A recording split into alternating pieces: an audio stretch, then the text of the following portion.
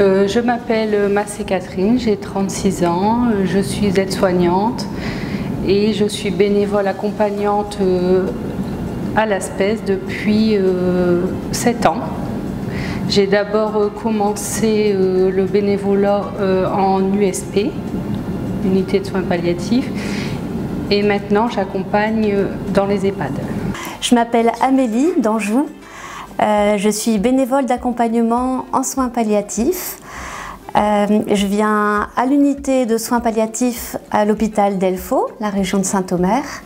Et je suis aussi bénévole accompagnante d'une personne donc à son domicile.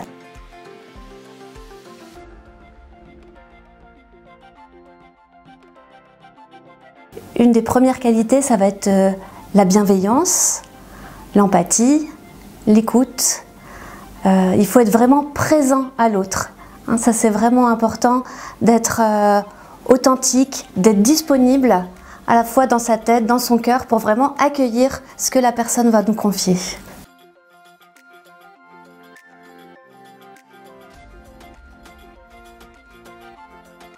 Pour devenir bénévole d'accompagnement en soins palliatifs, on suit une formation de 8 journées.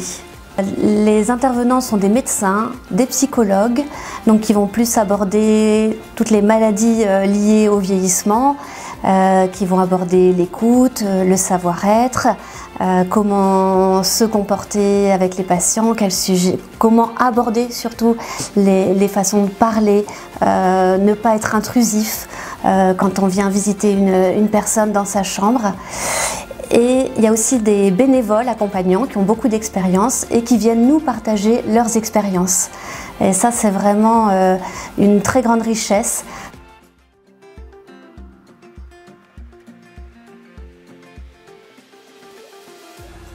Le bénévolat d'accompagnement en soins palliatifs peut s'exercer en unité de soins palliatifs, donc à l'hôpital. Donc là, en général, le bénévole vient une demi-journée par semaine. Il peut s'exercer aussi en EHPAD pour aller visiter une ou plusieurs personnes. Il peut aussi se faire à domicile. Donc là, on prend rendez-vous avec la personne de manière hebdomadaire et on vient lui rendre visite. Pour ma part, j'accompagne une personne à son domicile et de temps en temps, quand elle va faire sa chimio, notre point de rendez-vous, c'est pendant sa chimio. Je passe 1 heure, 1 heure et demie avec elle pendant qu'elle reçoit sa chimiothérapie.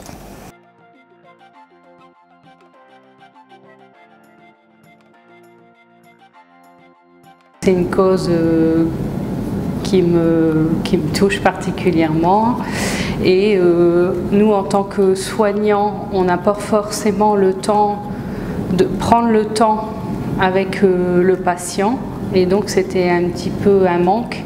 Donc je me suis dit pourquoi pas entre deux donner un peu de mon temps.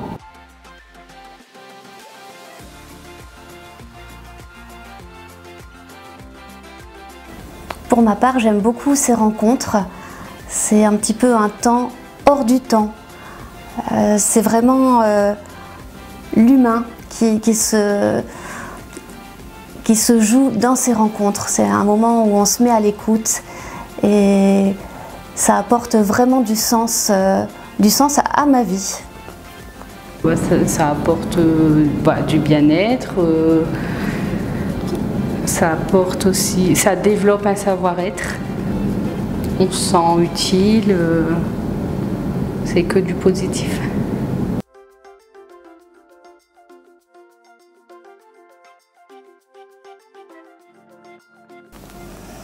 En tant que bénévole, nous sommes une personne neutre qui vient à l'écoute du patient.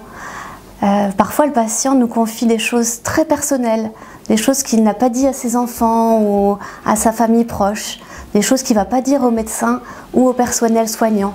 Redonner le sourire aux personnes accompagnées, soutenir les proches et les aidants, parce que c'est aussi notre rôle. On écoute le patient, le résident, mais on est là aussi pour la famille, pour les aidants, pour les proches, pour tout le monde.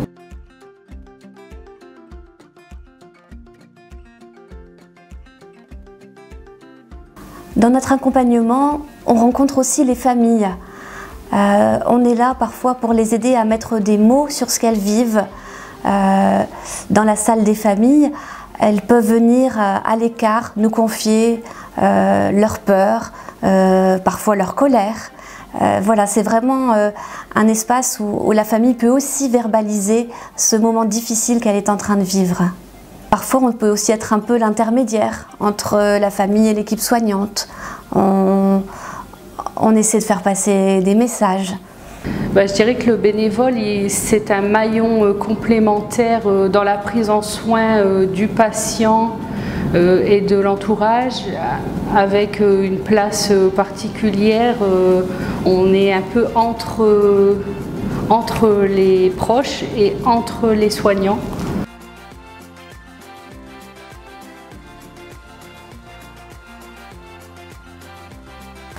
Il faut venir nous rejoindre. C'est vraiment un bénévolat très très riche. On en ressort grandi à chaque rencontre. Et on n'est pas seul dans cette aventure, on est une équipe de bénévoles. On se retrouve régulièrement en groupe de parole avec une psychologue pour nous aider à relire un petit peu les situations qui nous ont posé problème, les émotions que ça a pu susciter en nous. Certaines situations parfois viennent faire écho à des choses vécues, viennent nous piquer un petit peu. Donc c'est vrai que ce groupe de parole est vraiment un temps essentiel et on est vraiment une équipe sympathique. On n'est pas seul dans ce bénévolat. Alors, je lui dirais rejoignez-nous.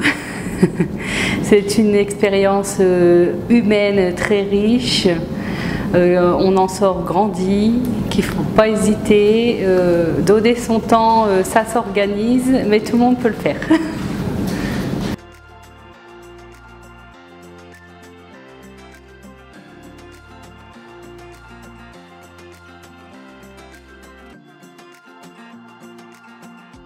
Moi, je suis Baptiste Le Diagon, donc je suis psychologue clinicien, je travaille en EHPAD, donc je travaille ici à l'EHPAD de Stenvis à Saint-Omer.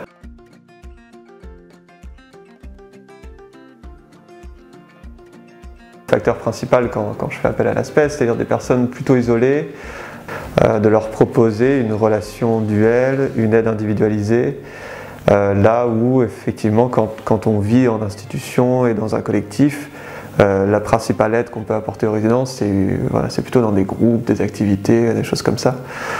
Donc là, il y avait quand même la possibilité qu'ils puissent avoir quelqu'un qu'ils voient de temps en temps, de manière assez régulière. Cet accompagnement m'a été beaucoup utile aussi pour des suivis que j'avais commencé et que je trouvais qu'il fallait une espèce de transition en fait.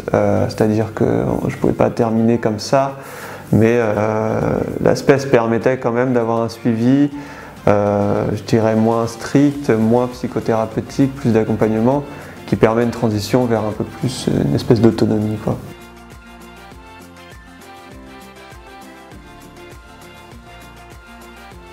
Ils apportent une position, je dirais, déjà une position éthique et une démarche d'accompagnement qui est très pragmatique, quoi. C'est-à-dire avec des postures, un discours particulier. Et puis une certaine, je dirais, des connaissances qui nous permettent de travailler nos capacités d'empathie, c'est-à-dire d'essayer de ressentir ce qui peut se passer chez ces personnes-là. Ça permet aussi, je dirais, d'affiner notre observation en équipe, parce qu'on a quelqu'un qui intervient, qui est extérieur et qui n'a pas forcément tout ce qu'on retrouve dans une institution, donc la culture institutionnelle, enfin voilà, la visée de tout un schéma de représentation. Et donc il y avait ce regard extérieur qui était pertinent, qui permettait aussi aux résidents d'exprimer certaines choses qu'ils ne nous exprimeraient pas à nous, puisque nous on fait partie de leur quotidien en fait. Donc les rapports ne sont pas du tout les mêmes. Donc ça permettait quand même, on a eu plusieurs fois l'intervention d'un bénévole de l'ASPES dans le cadre de réunions de synthèse autour d'un résident ou dans le cadre d'un travail qu'on essayait de mener justement pour l'accompagnement en fin de vie et qui avait ce positionnement un peu extérieur avec un apport de connaissances et puis un apport d'observation comme ça. Ils sont toujours très calmes, il y a quelque chose comme ça de calme, de posé, de réflexif, qui peut faire du bien justement dans une institution ou même dans les réunions on a tendance à aller vite, à essayer de résoudre les problèmes rapidement, où là il y a vraiment une position de réfléchir un peu à la posture, réfléchir un petit peu au niveau éthique, etc. etc. Ouais.